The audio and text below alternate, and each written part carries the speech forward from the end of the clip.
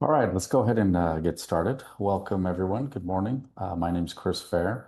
I'm the president of Resonance, joining you from our office in New York today.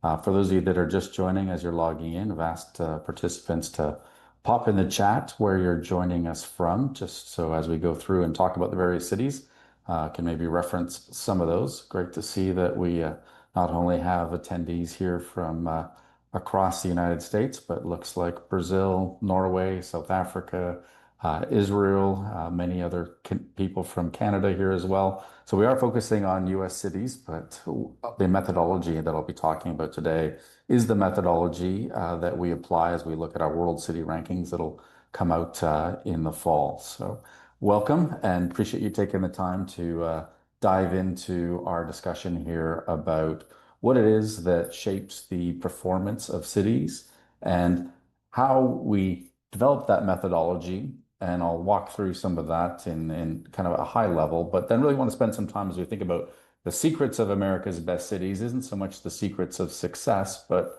looking at different types of cities and what some of their strengths and weaknesses are. So I'll be referencing a lot of particular cities and where we see them in a spectrum of performance and perception relative to their livability, lovability, and prosperity.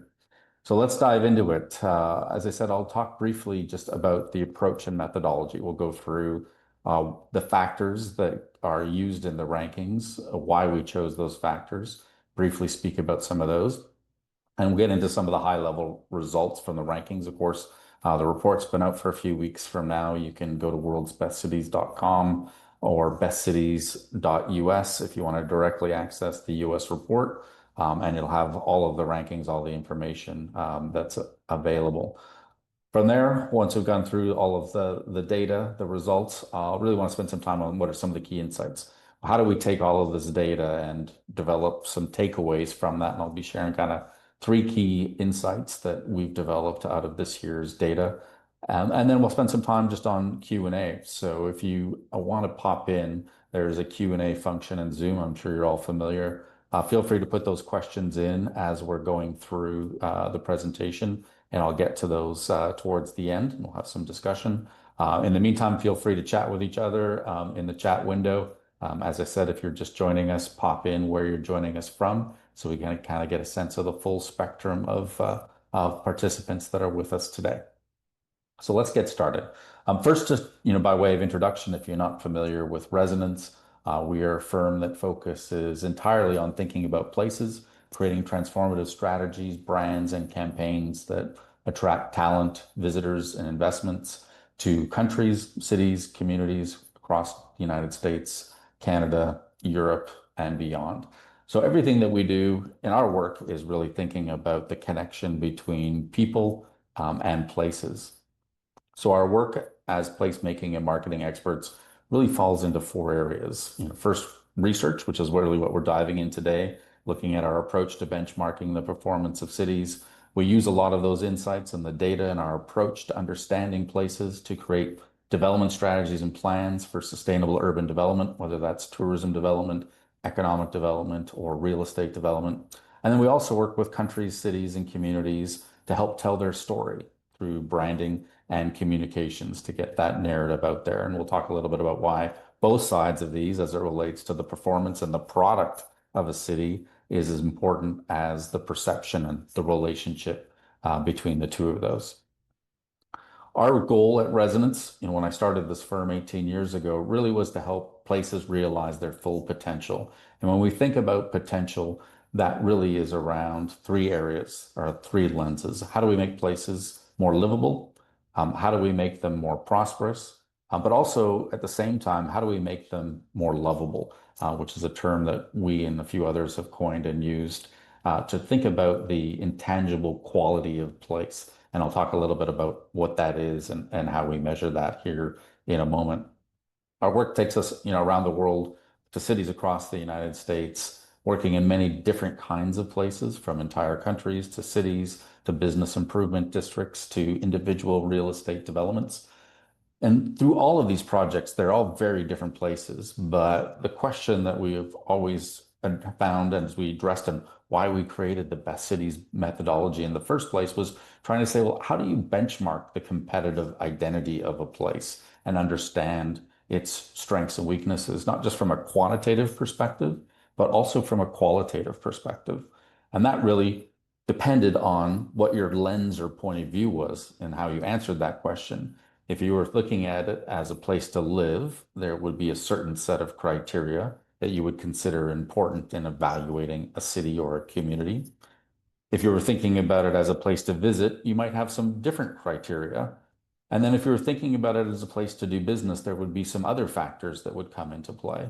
And as we thought about this question around benchmarking competitive identity and measuring quality of place, we realized, well, there's three different points of view that are most commonly used to evaluate a place. And that we really had a need to develop a holistic model for benchmarking place attractiveness and its competitive identity. And that's 10 years ago, started us on this journey that continues to evolve as we research and understand these forces that are driving people to make location decisions as a place to live, as a place to visit, and as a place to do business. So the best cities methodology, what I'm going to walk you through today, really is this 360-degree view of the competitiveness of place. There, of course, are rankings around the most livable cities. There are different business rankings. There are rankings for tourism, et cetera. And what we're really trying to do here is take a more holistic view and think about a city from a three-dimensional perspective with respect to livability, lovability, and prosperity. And the methodology that we've used to choose the factors that go into these rankings is based on an analysis of literally hundreds of factors to identify those that have the highest correlation with one of three things or more than one. That's attracting prime age population, people aged 25 to 44 to a city. It's visitor expenditure, which really reflects the strength of the visitor economy, and it's business formation within an urban area. How many businesses are being registered and created each year? So those are three different ways that we've used to then collect and identify the factors that are driving and shaping livability, prosperity, and lovability. What's also unique about the best cities ranking is not only that we're taking this three-dimensional view of the city, is that we've expanded our approach in the last couple of years through a partnership with Ipsos to, yes, measure the performance as we have done over the last 10 years for all of these factors, but to then also measure the perception of cities as places to live, visit, and work. So Ipsos runs our global survey now for over 20,000 households in 30 countries for our World City rankings. And the US survey is of more than 2,000 households across the United States each year, where we're asking three simple questions. Which three cities would you most like to live in someday? Which three cities would you most like to visit in the next 12 to 24 months? And which three cities do you think offer the most job opportunities as a measure on the perception of prosperity? And I'll share some of those highlights with you here. And now we're able to not only look at the performance, but the perception, and actually some of the key insights come out of comparing those two together. So here's the top line results. If you've downloaded the report already, you'll see New York continues to be number one, followed by Los Angeles, Chicago, San Francisco, Seattle, Miami, Boston, Washington. Interestingly, Las Vegas is a number 9. I'll talk about why in a little bit. And San Diego is number 10. Of course, that's the high level, top level. Many of these represent not only the largest cities, many of them are the gateway cities. So probably not much surprise here as you look at the top 4. It's been interesting to see how Seattle has risen up in the ranks. It wasn't actually in the top 10 when we started this process 10 years ago. So while New York has remained the number 1 city since the inception of this research project 10 years ago, we have seen movement around some of the cities here in the middle, with places like Seattle and Miami moving up the ranks, which reflects the development of their economies and a lot of the narrative that we see in the media around those particular cities. So let's unpack a little bit around what's behind those rankings and those numbers, and we'll look at the 3 categories of livability, lovability, prosperity, the factors that go into each of those, and what the rankings look like, which are somewhat different as you look at each of the pillars and the 3 dimensions within our rankings. So starting off with livability, we're really looking at the quality of the natural and the built environment within the city, as well as some key socioeconomic factors such as the affordability of housing. So these are not in a particular order, but a walkthrough. And number one is sites and landmarks. This is an interesting source data point that we pull from TripAdvisor, which is really just the number of recommended neighborhoods, sites, and landmarks within a city. And we'll talk a little bit about why that's important for livability, and we get into the insights. But really, this kind of reflects the quality of place as you look at the urban realm within a city. Housing affordability, I mentioned, and housing affordability in this particular case, we're really looking at the index between the median cost of renting a one-bedroom apartment and median household income. So affordability is a function not just of the absolute price, but what is that price relative to that average price relative to the average household income. Air quality is something that we use as a proxy for the quality of the natural environment. Air quality is pretty good consistently across most US cities. You do see much more variation on this as you get into the world city rankings. But fortunately, in the US, most of our cities have fairly good air quality. Healthcare, something we know is important here, where it's a composite index where we're looking at factors like life expectancy, mortality rate, and also the number of physicians per thousand residents within a city. Parks and recreation, as we look at the outdoor experience. So here we're using TripAdvisor to look at the number of recommended parks outdoor experiences that are listed on the site. Green space. This is an interesting one here where we're looking at essentially tree cover. Showing here is a photo of you're from Raleigh, North Carolina. You're number one in terms of having the highest percentage of tree cover within the urban area. So this is also becoming increasingly important, not just from a recreational perspective, but as we think about heat stress, rising temperatures. Certainly, we're experiencing that in many of our cities. It was 99 degrees here in New York City yesterday. Of course, for those of you in the south, it's been even hotter. So this is something that many cities are looking at and moving and investing in, of like, how do we increase the number of trees within our city, not only for the quality of life and the benefits that represents from a recreational perspective, but actually as a mechanism of coping with warming temperatures. Bikeability is a factor, along with the next one I'll show you here in a moment, that we added coming out of the pandemic. And this is something that's been interesting as we've been conducting this research and on updating it on an ongoing basis. Walkability and bikeability, emerged as factors that started to show high relationships where prime age population was choosing to live. This particular photo is from Portland, Oregon. If you're from Portland, Portland, it ranks as the most bikeable city in the United States, according to Bike Score.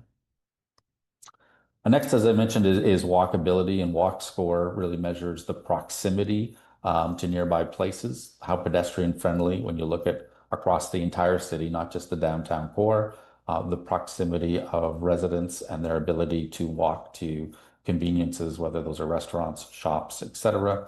This photo you'll probably recognize is San Francisco. San Francisco has the highest Walk Score of any city in the United States.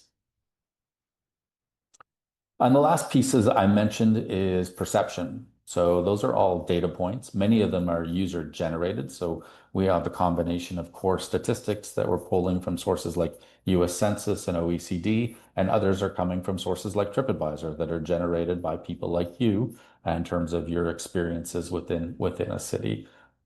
This particular aspect, perception, is the question I mentioned earlier of simply asking American households what are the top three cities and towns you would most like to live in someday, so that we're layering in not just the performance indicators, but this layer of perception. And when we combine the performance score together with the perception score, these are the results. Again, you see New York at the top of the list, San Francisco, Chicago, Seattle, Miami, many of those are Los Angeles falls down a little bit on the livability side relative to its overall ranking. And here at number 8, it's interesting, you see a city like Portland, Oregon emerges as top 10 from a livability perspective. So that's livability. Let's move on and talk about lovability. So lovability really is that word I mentioned that we coined years ago to speak to the relative vibrancy of a region. This, for us, is something that we've talked a lot about over the last decade, not just the importance of it to tourism, but actually the relationship that the experiential quality and vibrancy of a city has as it relates to attracting talent and businesses. In fact, when we look at nightlife as one of the factors that is most highly correlated with business formation. So there's interesting insights that come out of this that are maybe not intuitive at first glance, but as you think about it and you look at, well, where do people want to start businesses there? So or where do people want to live? Particularly coming out of the pandemic, where did people migrate to? They migrated to places that actually they like to visit. They migrated to more vibrant places, not just affordable places. We'll talk a little bit about that in a moment, but the vibrancy of places and the experiential quality of the city became an even stronger factor in not only pulling visitors, but talent and investment as well. So the factors we look at here are entirely user generated, and that was one of the unique aspects of the best cities approach and methodology is there are no core statistics necessarily for some of these factors. So we were relying on user generated sources like TripAdvisor, Instagram, Google, and you'll see that reference throughout here. So restaurants simply is a measure of the culinary experience within a city, looking at the number of very good or excellent restaurants on TripAdvisor.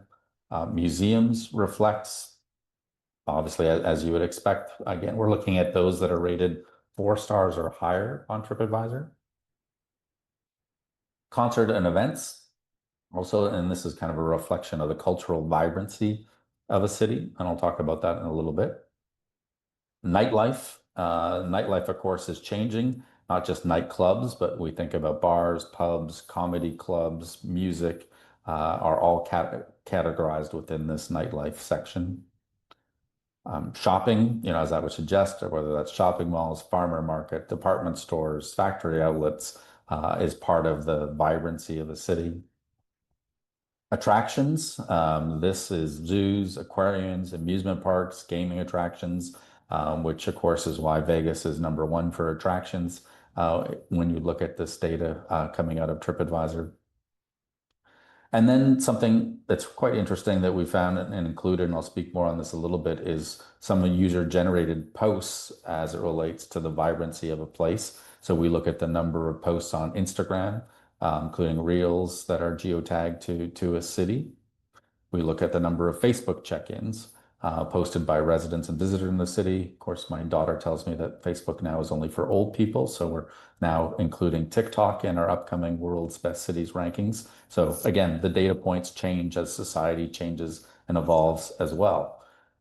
And then we're looking at Google Trend Score. So Google Trend Score reflects the relative increase or decrease in searches referencing your city versus the competitive set. And we look at the total number of TripAdvisor reviews for your particular city. And the last piece here is around perception. And again, it's that question I mentioned earlier, where we're simply asking what 3 cities or towns would you most like to visit in the next 12 to 24 months? You can see in this picture is Venice Beach. New York is actually #1, but Los Angeles is #2 on this particular perception dimension.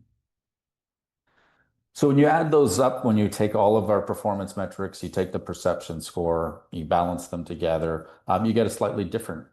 Here again, you'll see New York and Los Angeles at the top. You see Las Vegas moves up to #3. Then you have other cities, as you would maybe expect, like Orlando and New Orleans, that move into the top 10 from a lovability perspective because they have such strong destination visitor economies. They're attracting a lot of visitors, so they're performing well in a lot of these different metrics that I've referenced here today.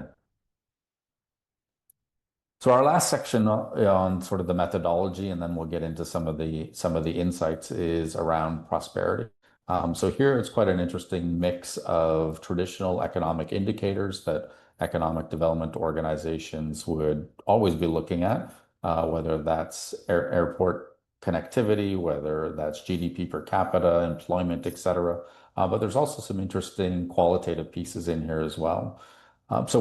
First, talk a little bit about airport connectivity and how important that is, obviously, to the visitor economy but is quite key to the overall performance of the economy and the GDP of a city in general. And this is something that we've seen over the last 10 years has become increasingly important to the performance of urban economies in the United States.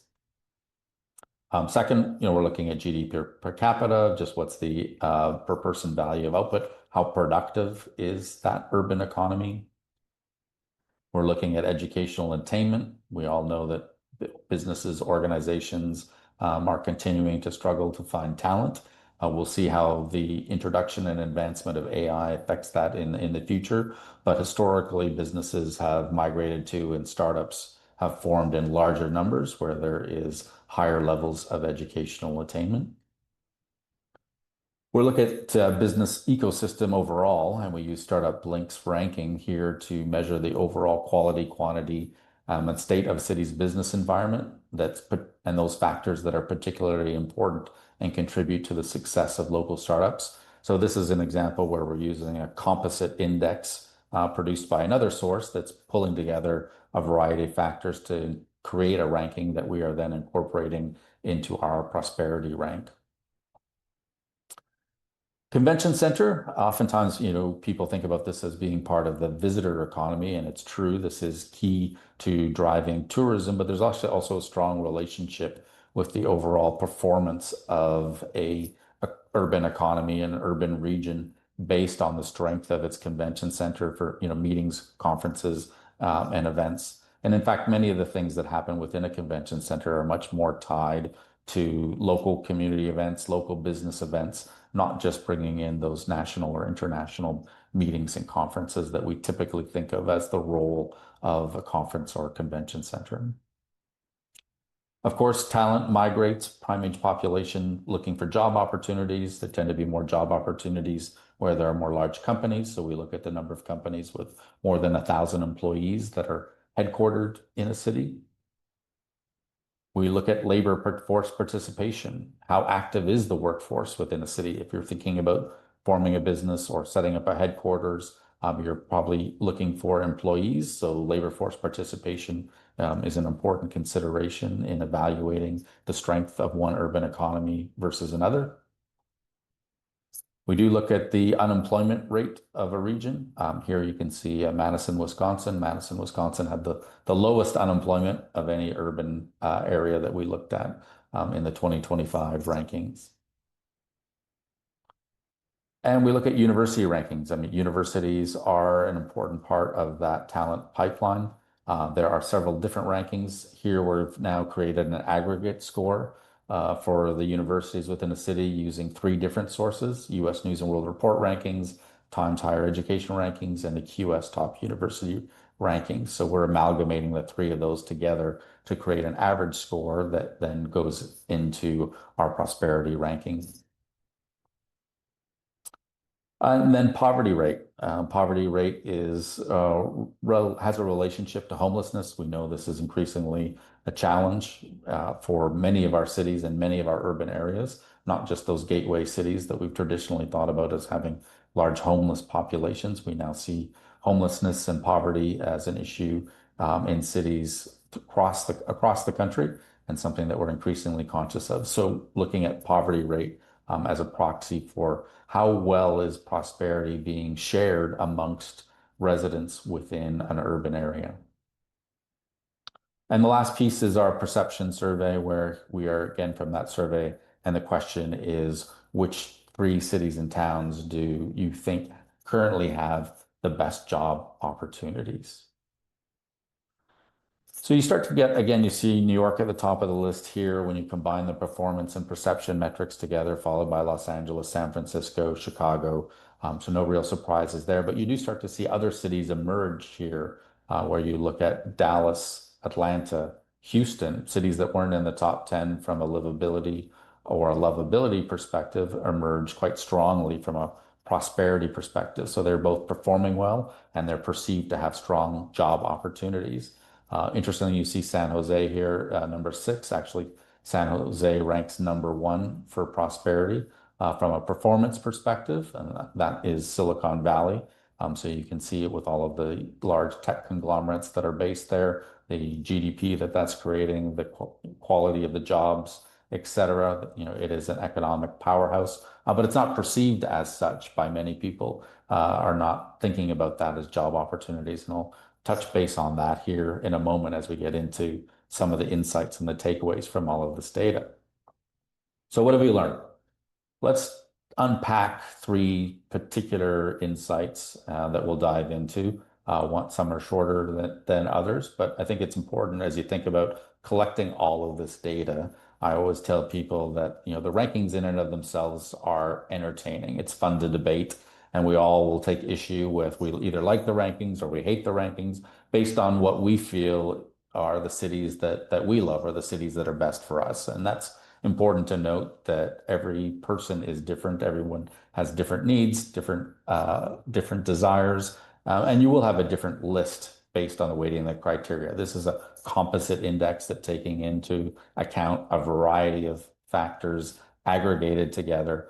So debating the rankings is fun and it's entertaining, but actually it's not that insightful. We have to go a little bit deeper to understand, well, what's happening within this data, and how do we tease out some key takeaways and learnings from it.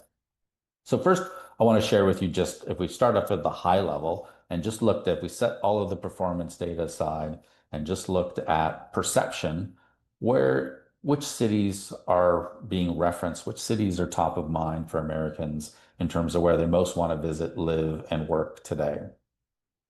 This is the map that you get when you look at visitation. So you can see that visitation is spread across the country but it's clustered in some very key nodes. Of course, you have New York and Los Angeles at the top of the list here, our two largest cities. And then you see Las Vegas emerges here as number three, Miami, San Diego, Orlando, New Orleans. These are cities that get referenced, are amongst the top 10. Of course, there are more than 70 different cities that came out in the survey and towns that are referenced, and you see some of these spots. There are some regional variations. It's interesting to see within, let's say, the Midwest, you see people are reference more Midwest cities. If you're in the South, you reference more South cities. If you're in the Northeast, you reference more Northeast cities. And if you're in the West, you'll reference more Western cities. So there is a bit of a regional bias based on what part of the country you live in. This is aggregating together this representative national sample. So let's look at where Americans most want to live. And that, again, you see New York, Los Angeles at the top of the list, but you start to get a slightly different, some players that emerge here. Phoenix comes in at number 10. So that was a city that, you know, wasn't in the top 10 as a place to visit, but does emerge in the top 10 in terms of where people say they would most like to live someday. And then if we look at where the job opportunities are, I mean, this is reflected in, you know, why did Dallas and Houston emerge and Atlanta in the top 10 for the prosperity ranking? It was because of their strength in this perception survey that you start to see. And of course, you see Austin referenced in here as well. And I think, you know, somebody in the chat here referenced these are all sort of larger cities. And I think that is one of the takeaways, that as much as we've seen migration and the popularity of smaller cities grow over the last decade, when you do ask people top of mind, you know, what cities would they most like to live in? It is the largest cities. It is the gateway cities to many degrees. Now, what I want kind of, well, what's the takeaway out of these? Well, you might have noticed that those lists were very similar from one map to the next. And this is interesting. We see this in other parts of the world, but it's strongest in the United States, is the correlation between the desirability of a city as a place to visit, and its desirability as a place to live. So this explains why a city like Las Vegas moves up into the top 10 of the rankings overall in the United States, is because people want to visit Las Vegas. They all say it's also a place they would like to live, much as the similar with Miami, Orlando, San Diego. Many of those sun destinations that are popular and some of the most visited places in the country also get mentioned in the survey as some of the most desirable places to live. But there's not just a correlation there as well. There's a strong correlation between live and job opportunities, and then also even between the places people want to visit, and the places where they believe have the strongest job opportunities.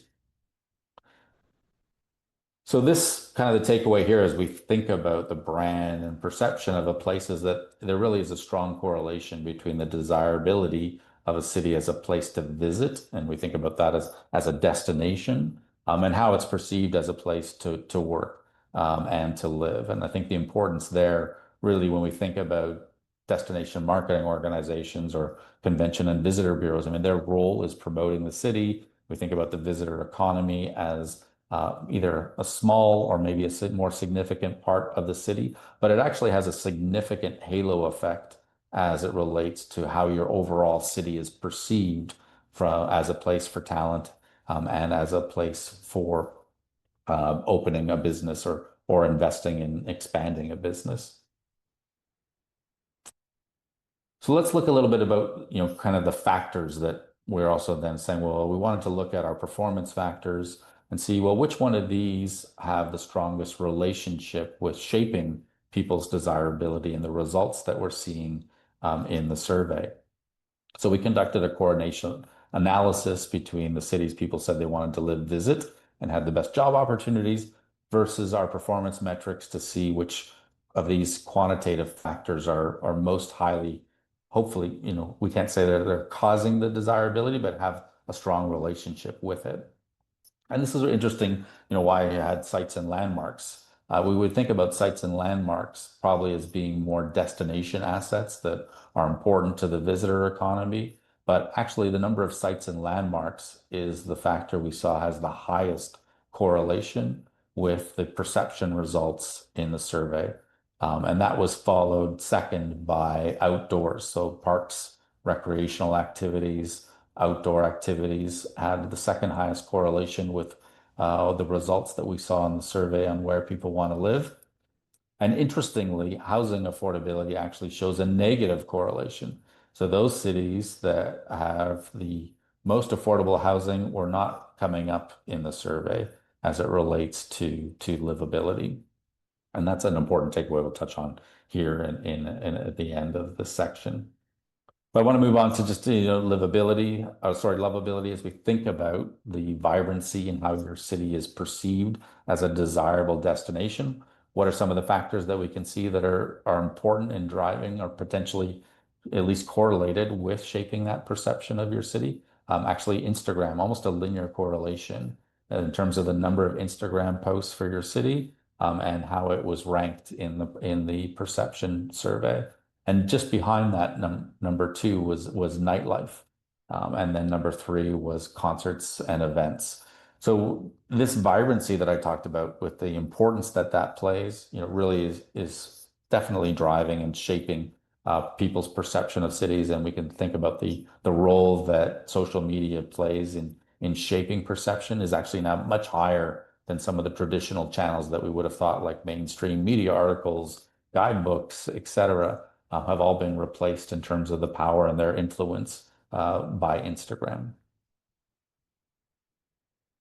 And lastly, look at prosperity. No surprise here that the number of large companies is an important core driver, has an important relationship with people's perception about where job opportunities are. And I mentioned the importance of the airport earlier. Interesting to see that relationship between cities that have the greatest number of direct flight connectivity, are also the cities that are being mentioned as ones that have the most job opportunities.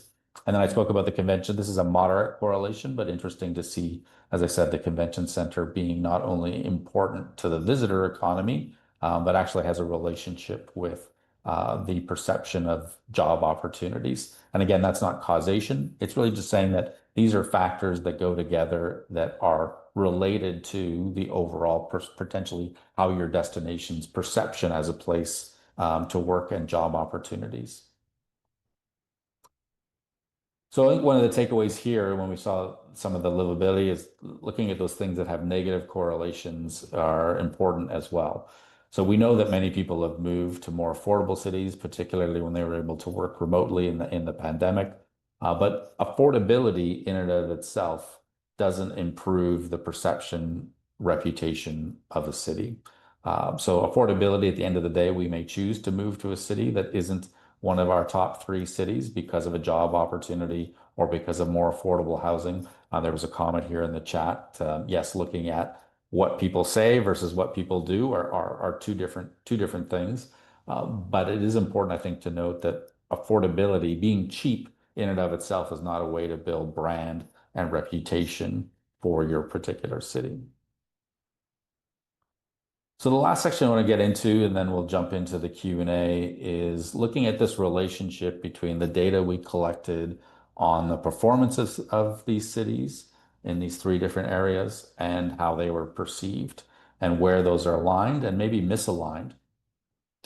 Think we can see there's some commonalities here where the top cities have both strong perception rankings and they have strong overall performance rankings. So when you look at New York, it was number one both in performance and perception when you average out its scores across our three pillars of livability, lovability, prosperity. Interestingly, Los Angeles, it's perceived overall number two, but only ranked number seventh from a performance perspective. So these numbers overall on the right kind of tell us a little bit of overall how balanced is the city's perception and performance. We look at Chicago, its overall performance is ranked third, its overall perception is ranked third. So that city seems to be fairly in balance versus a city like San Francisco. We know we've seen a lot of negative media through the pandemic and continued in the last year. And you can see, well, San Francisco actually ranks number two from a performance perspective. Its perception was ranked number nine.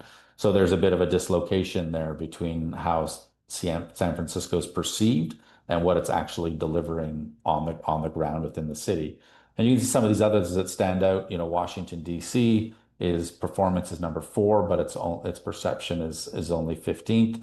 And then versus a city like Las Vegas is the opposite. Its performance is actually only is 20. So there's a difference there in terms of how it's perceived is quite desirable. And we think that has a lot to do with it's a desirable destination to live. So it gets mentioned as a place to work and as a place to live. But when we actually look at the underlying metrics, the performance of Las Vegas is 20th. And you can see other cities in here as well, like Philadelphia, that ranks number 10, actually top 10 in terms of performance, but it's only perceived in 25th place. So that's the aggregate, and that tells us a little bit around, okay, which of these cities, maybe have a marketing and communications challenge. What we wanted to then do is, like unpack that and visualize that in different ways. And this is another way of looking at here, the performance versus perception, that the closer you are to this line, the more in balance your perception and performance is. For those cities that are well below the line, like San Jose, I mentioned earlier, it's actually performing quite well, but its perception is quite low. So there's a major gap there. Essentially, all of these cities below the line on the right are cities that have marketing opportunities. They have a stronger product as a city, whether livability, lovability, and prosperity, than how it's perceived. Milwaukee, Buffalo, Albany, Rochester, etc. Versus the cities above the line, as you get up, are a little bit at risk. They're perceived as much more desirable than the product actually warrants. So we can see that in Boise, Kansas City, Jacksonville, San Antonio. So that's a nice thing to have, is to be perceived better than the product. So they're obviously doing something right from a marketing perspective, or there can be a legacy of reputation there. But it's also a potential risk that will people be satisfied with the experience that's delivered. So we look at these cities kind of above the line as having development opportunities that we need to think about. Well, how do we fulfill the reputation that we have? And if you're right along the line, then they're relatively in balance, and you need to maybe think a little bit about both if you want to advance the rankings. So that's how we're looking at, overall, but we can unpack that and look at, deeper dive if you want to see the cities here that have the lowest perception with versus their performance. So these would be the cities that we'd look at and say, like, we have a marketing opportunity here, that we have a better product that's not being recognized. How do we advance that? And these would be the cities that have relatively strong brand strength that are getting recognized, but maybe their performance is maybe lagging their perception. So they have a good reputation, but there could be at risk. I think there's a pattern here that we also noticed, and I mean this really reflects a bit the comment of where are people actually moving to. There is a perception generally across the South and into Florida and into the West that these cities, which are all kind of highlighted in blue, have stronger perception rankings than their performance warrants. The ones that are in beige are in balance, and the ones that are in red are ones that are lagging. So this is a way of also, thinking about how people are actually and where they're actually moving to. They're actually moving to a lot of these cities here that have strong perception, but maybe the performance is lagging. So here we can look at just when we think about purely by dimension on livability and maybe just, highlight a couple of cities here. So Los Angeles came up number two as the city places people want to live. But actually, when we look at the metrics of the livability of LA, it ranks 39th. So there's quite a gap there. And the same with Las Vegas is even larger, where it ranked number sixth in the survey. But based on our performance metrics for livability, it really only ranked 69. So you see an interesting tension here between some of the cities that are the real big gaps between perception and performance. So the secrets that we think about America's cities is not so much which city is best, but it's where is their alignment and where are their risks as it relates to perception and performance around these three different pillars, and where there's some big opportunities when we look at it like a city like Minneapolis that ranks ninth in livability, but it's only getting ranked or recognized as 29th. So there's an opportunity there for Minneapolis as an example to think about, well, how does it advance or improve that perception? Same thing with Portland, ranks fourth from a performance perspective, but only 15th from a perception vector. And here's that same kind of scatter plot, where we look at, and you can see quite wide variation here. There aren't that many cities that are kind of clustered along the lines here. So all of these cities on the lower right are cities that really have a marketing or a reputation opportunity. Like how do they get recognized for the quality of livability within their particular city, versus those here, further to the top of the line, the Jacksonville's, Columbus, San Antonio, Dallas, Vegas. They're getting there's more recognized as a desirable place to live than the underlying performance metrics would suggest. So there's some work to do there to maybe address some of those issues to ensure that over the long term, they do remain desirable places to live and are able to live up to the reputation that they have. Here's basically taking that data now and looking at where are the biggest gaps. So we can look at the ones here on the left where they're lagging in performance. So they have some, work to do in terms of delivering on livability. And I think that's also been accentuated when we think about some of the places like Nashville that have seen huge influxes of talent, huge growth. So it has a very, strong perception as a place to live. It ranks 20th, but the underlying metrics there would suggest that Nashville should only rank 83rd. So there's work to do there in terms of delivering and maintaining a livable city long term.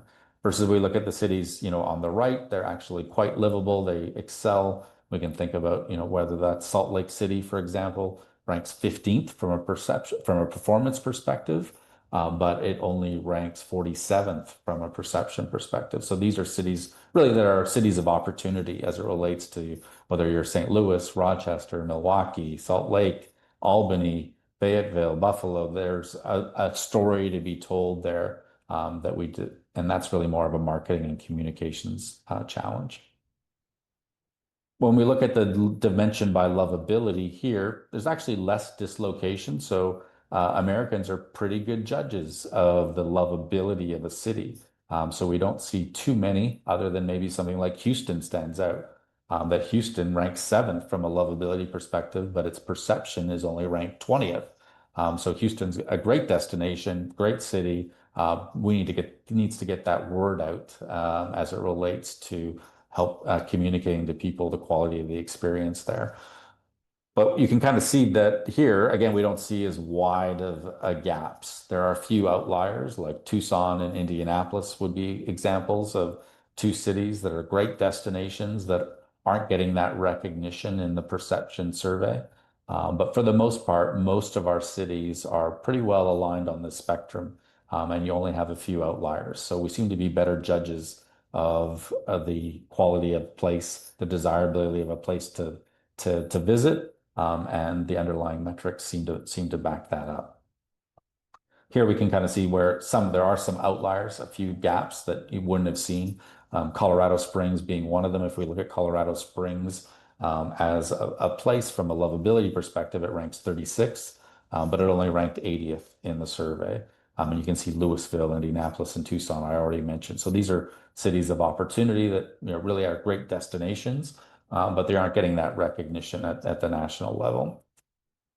And our cities on the right are cities that maybe have some potential risk as it relates to delivering on the perception that they have. So lastly, we'll talk about prosperous cities, and then we'll dive into some Q&A in our last 10 minutes here.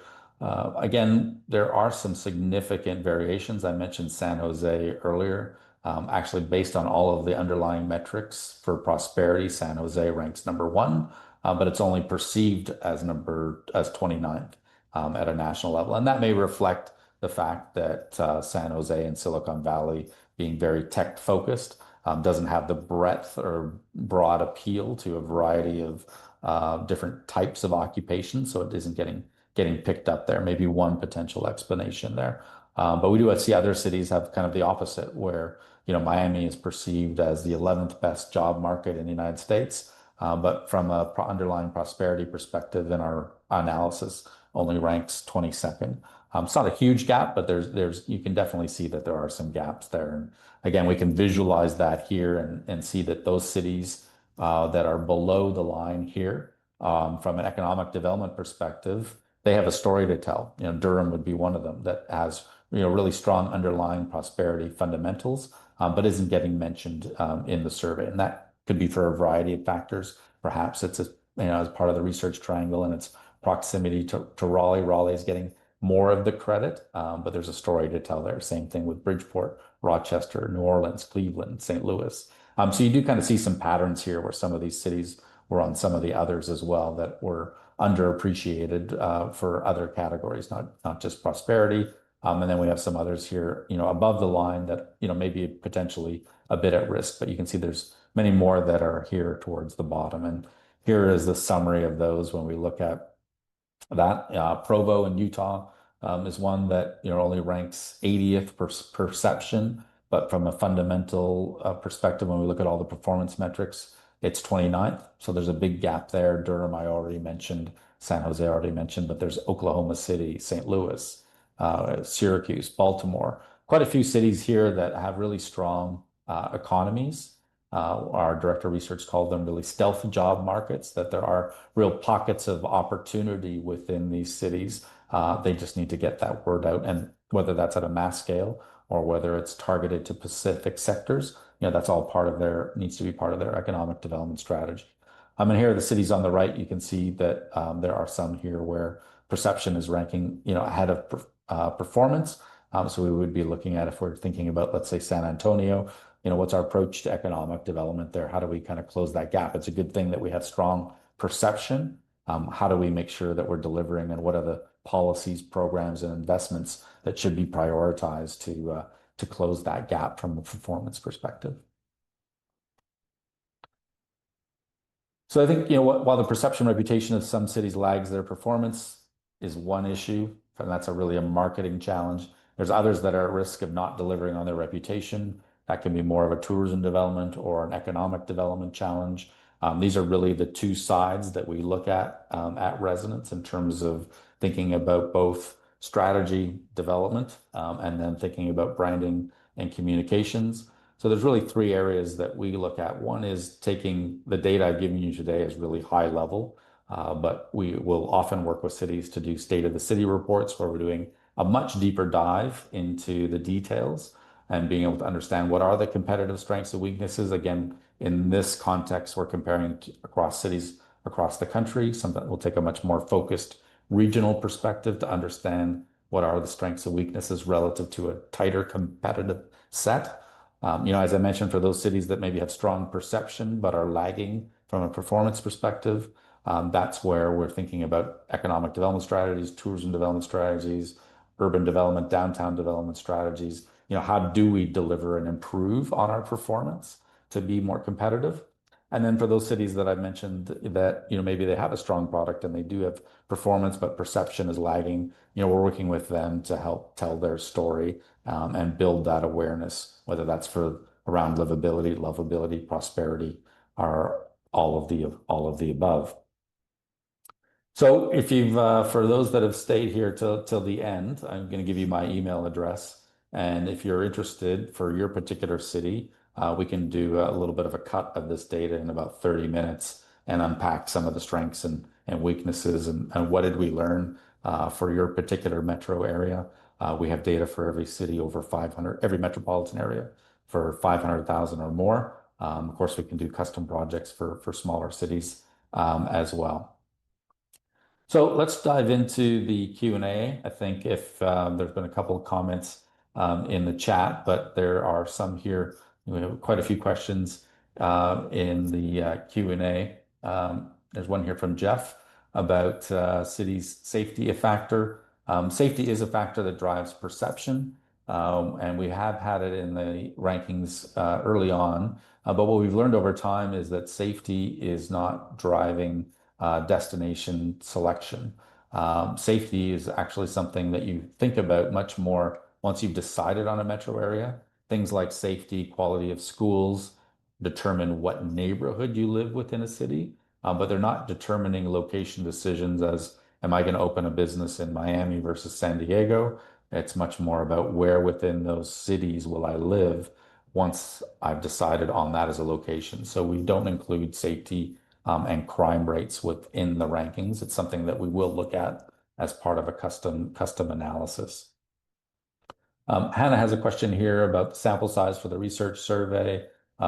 It's a little over 2,000 households, so it's a representative Gen Pop sample by age and region. In terms of promoting or encouraging the public to read our report, all of these reports are available for free at worldsbestcities.com. We do a world ranking, the US ranking, a European ranking, and now an Asia Pacific ranking as well. Again, you get the high level insights are all there as it relates to the ranking for livability, lovability, and prosperity of each city. There are thousands of news articles on these reports around the world. So this information is growing and the audience is growing over time. Jordan has a question in here about this is perhaps a bit dicey right now, but is there any analysis on how desirable a destination is in contrast to political leanings, blue state cities versus red state cities, etc.? How does that factor in? It's interesting. We've asked this question in surveys and don't see politics as driving destination and site location decision. I think it's certainly in the media is something, it's something that people talk about, but within the data itself, we're not able to say that one particular audience politically is more likely to visit one city versus another. So politics is not factored into these rankings. Another question here about from Kwame about the weighting. So yeah, we didn't get into that. Essentially, we weight all of the performance metrics equally. So let's say tree cover is weighted the same as housing affordability. That all of those performance metrics add up to a score, and it's 50-50. The performance score, which is the average of those performance metrics, and 50% the perception score to come up with the overall rankings. So within each of these metrics, you can kind of think about perception as 50% of the score and performance is 50%. And of course, we could debate, and internally, we certainly have, should one ranking be or one factor be weighted more than another? We can do that as part of a custom analysis, depending on what's important to a particular city. But as it relates to these overall rankings, all of those performance metrics are weighted equally and averaged out to create a performance score. that is then averaged with the perception score to determine those overall livability, lovability, and prosperity rankings. There's a question here about small cities that buck the trend and rank highly among the big cities. There are some, small cities that, I think about Charleston, South Carolina is a city, relative to its size is definitely one, Madison, Wisconsin. There are a number of mid-sized cities. They're not necessarily showing up in the top 10, which is dominated by the large cities. But it's quite interesting as you move down the rankings and you get into thinking about, well, why is one particular city, I mentioned Provo, Utah, for example, is, ranked in the top 50 versus another city that's maybe more towards the bottom 100. And there is no one particular answer to that. Sometimes it's because they excel in one particular area around livability, or it's because they excel around prosperity, or it's a combination of prosperity and lovability. So there isn't a one size fits all. And I think that's what's really interesting as you get into this is to be able to understand that every city is different. I think about them like snowflakes. Every city is different. Every city is unique. They all have different unique strengths and weaknesses. And that's really the point of conducting this research and this analysis is to be able to tease out those unique strengths. Marshall has a question here about the biggest surprise in this year's ranking. I wouldn't necessarily say surprise, but I think one of the conclusions is we had a lot of discussion about the end of cities during the pandemic, people leaving New York, Chicago, LA, and indeed we did see some out migration during those years. I think maybe one of the takeaways here, when you look at the strength of these cities from a perception perspective, is that we're likely in a period where we're regressing to the mean, and we'll see that as we look at population data over the next couple of years. We can already see that here in New York, apartment rents are at an all-time high. People have come back to the city. They may be living and using the city in a different way, but the desirability of the city is as strong, and the perception of the city is as strong as ever. So maybe I wouldn't call it so much a surprise as maybe a takeaway, and I think we'll see that play out over the next couple of years, that a lot of the gateway cities kind of rise back to the top in terms of migration, talent attraction. And part of that is also because of that surge of migration to the Raleighs, the Charlottes, the Austins, the Phoenixes, is that a lot of these cities that had an affordability advantage, that affordability advantage has disappeared. Housing is expensive in all of the top cities. It's just a question of how unaffordable it is. Gavin has a question here. Beyond job opportunities, do you also consider optimal places to start, grow a business? 100%. When a lot of the factors that we're looking at are including are those that have correlations with business formation. So that's fundamentally exactly what we're looking at. And I think I mentioned earlier that, nightlife, for example, is one of those factors that we see as one of the highest correlations with the number of businesses being formed in cities. So small businesses, startups are being formed in vibrant cities and destinations. The questions keep on going, and I'm happy to stay here for a couple of minutes. For those of you that have to leave, I know we're at time. Really appreciate you joining us. But I'll kind of work our way through another 10 questions here. So we'll keep going for those that want to stay. Liam has a question here about variables that have the highest correlation with city immigration and emigration. We haven't actually, done that particular analysis. That's something that I think is worth looking into. We could certainly do that for immigration. We know immigration is mostly going to these gateway cities and is offsetting the emigration that of U.S. residents that are potentially leaving. But that's always been true. I think it was something that's an interesting point in the question for us to kind of look at it with our team to think about, can we tie some of these factors to immigration and emigration? There's a perception of a country affect that of a city internationally from Klaus here.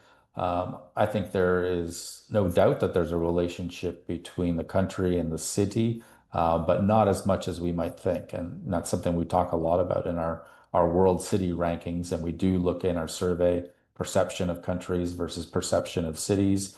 London has been the #1 city in our global ranking 10 years in a row, even through Brexit. So while perception of the UK declined as a place to do business or a place to visit, London is as strong as ever. So I actually think, we're seeing more of that. Of course, that's a hot topic here in New York and other cities, how does the perception of the US going to affect the perception of US cities?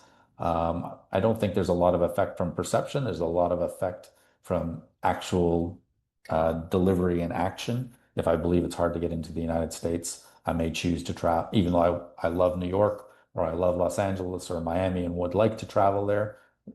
Perhaps policies around at the national level around visas and access will deter. And I think we're seeing that here in New York when we look at hotel occupancy and international arrivals, which are certainly being impacted. But the reputation of New York is still as strong as ever. Another question from Philip here. How do U.S. cities incorporate community identity and long-term adaptability in their placemaking strategies, and how might they compare to how newer master plan developments approach placemaking? So I think, we're quite the idea and the role of placemaking within smaller towns, existing communities, is really important. That, newer master plan developments, and we work with both. So when you're working with newer master plan developments, you can kind of bake placemaking into the project. How do you think about designing public spaces? How do you create the infrastructure in terms of power, water, all of those things that you don't often have the luxury of when you're using existing downtowns, main streets, et cetera. And I think that's actually part of what cities need to be thinking about of, well, how do we bake placemaking into our streets and downtowns? How do we create those spaces? Something we're working on right now with cities like Houston, Los Angeles, Toronto, in our destination master plans of looking at opportunities to create not just events, but actually how do we create spaces? Montreal, I think, is one of the best cities in the world at this when you look at what they've done with their Place Spectacle, of really thinking through around creating a whole part of their downtown that is designed for people that can be activated in different ways, different times of the year. Tiffany has a question about whether we've used this analysis on Canadian cities. We do have 6 Canadian cities so all our world rankings look at all cities around the world of 1 million plus. So there are 6 Canadian cities. You can see those in the world's best cities report, and they'll be featured again coming up in the report here for 2026 that we'll release at the end of the year. Someone here had asked about speaking about how branding and marketing can help shift performance and perception gaps. I think about branding and marketing. When we tend to say branding, oftentimes we think about logo. Really, what I prefer to think about is civic identity. That when you look at these results, it's not because of the logo of a particular city or the brand that people perceive one place to be desirable or another. It's because of lived experience. It's because of recommendation of friends and family. It's because of media articles, and events, news and events online. So really, it's much more about shaping the narrative around a city. And for most of these cities, oftentimes it's not the fact that there's a negative perception or negative narrative. It's that there's a lack of perception.